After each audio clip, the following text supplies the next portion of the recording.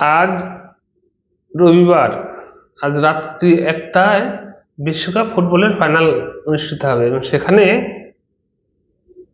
আমাদের দুই জনপ্রিয় ফুটবল দল বা দেশ আর্জেন্টিনা এবং স্পেন ফাইনাল ম্যাচের মুখোমুখি হবে।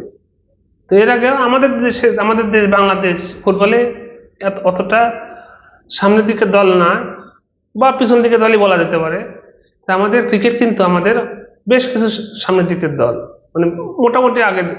হয়তো অনেকে বলতে পারেন ক্রিকেট খেলে কটা দেশ, যে কটা দেশ খেলুক তারপরেও ক্রিকেটের আমরা অন্যতম যে কয়েকটা দেশ আছে তার মধ্যে হয়তো ভালো দিকে শেষের দিকে হলেও আমরা কিন্তু একটা পর্যায়ে আছি।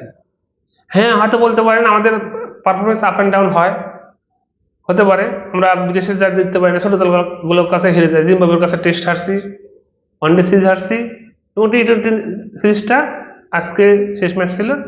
আজকের ম্যাচ প্রথম ম্যাচটা হারার পরও পরে দুটি জিতে আমরা সিরিজ জিতেছি। আমার প্রশ্নটা আজকের এই কথাতে। দুঃখের বিষয় হলে সত্য, যারা আমাদের দেশের এই যে কন্টেন্ট ক্রিয়েটার আছেন যারা কিছু, এরা ভাই ক্রিকেট কয়জন কতটুকু বুঝে জানি না, বুঝতে পারবো না, তারা কথা শুনলে বুঝতে পারবেন। এদের মূল ব্যবসা হচ্ছে তার নিজস্ব ভিউ ব্যবসা।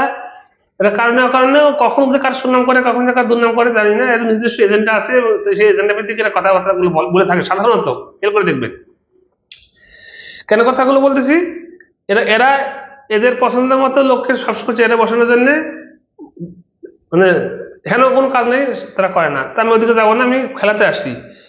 খেলাতে আজকে বাংলাদেশ দল জিতছে, যদি অনেক কষ্ট করে জিতছে, এত কষ্ট করে জেতার কথা ছিল না, ইজিলি জেতার কথা ছিল, কিন্তু আমাদের প্লেয়ারদের কিছু মানে খামখেয়ালি করার জন্য শেষ পথে বেশ ট্র্যাজিক একটা পরিবেশের সৃষ্টি হয়েছিল, হয়ে তারপর আমরা জিতছি ম্যাচটা। এখন প্রশ্ন করতে পারেন জিম্বাবুয়ের সাথে জিতছি, এটা নিয়ে এত কথা বলার কি?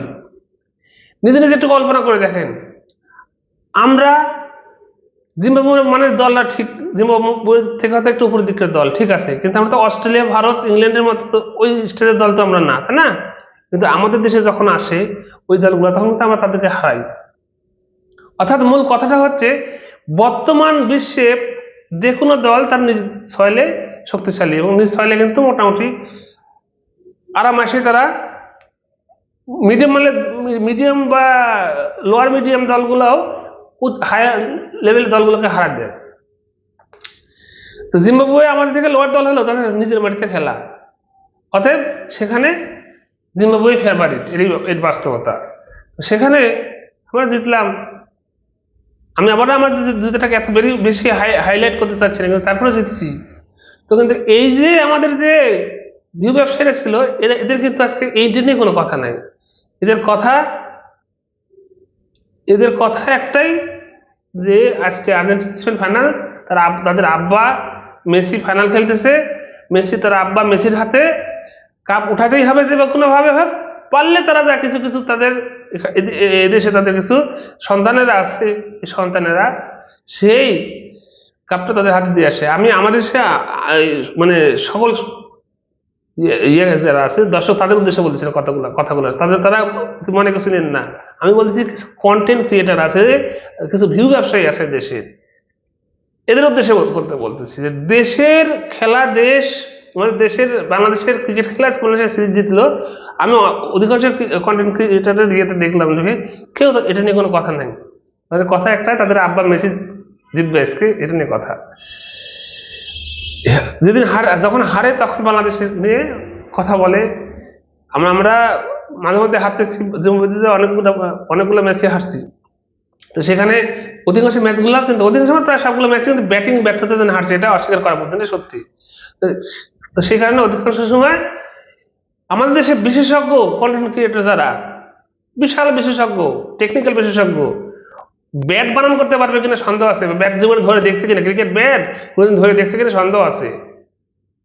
অথচ তারা ওই ব্যাটিং কোচের সমালোচনা মুখর, ব্যাটিং কোচকে তারা পারে তা কখনই বের করে সে নিজে যে দায়িত্ব নেয়। ব্যাটা তুই কোনদিন ব্যাট ধরছস, ব্যাট কি করে ধরতে জানিস?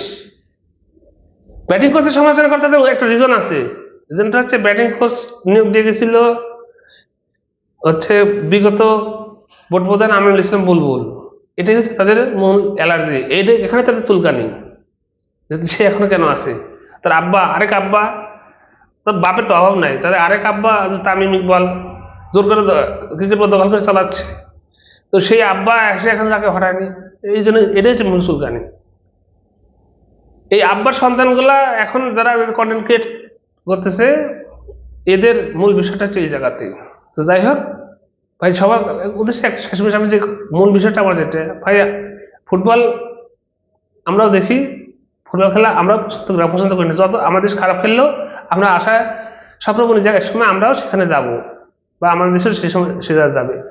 তো আমাদের দেশ যেখানে যেতে পারেনি তাই বলে আমরা সেই খেলা দেখবো না এমন না, কিন্তু আমাদের দেশ যেখানে গিয়েছে, যে আমাদের দেশে যে স্পোর্টস যেখানে গিয়েছে তাদের সাফল্য আমরা প্রচার করব না, এটা তো একটা অযৌক্তিক বিষয়, তাই না? তো আশা করি আমার কথাগুলো বুঝতে পারছেন এবং এই ধান্দাবাজ কন্টেন্ট ক্রিয়েটারের চরিত্রগুলো বুঝতে পারছেন। ধন্যবাদ সবাইকে।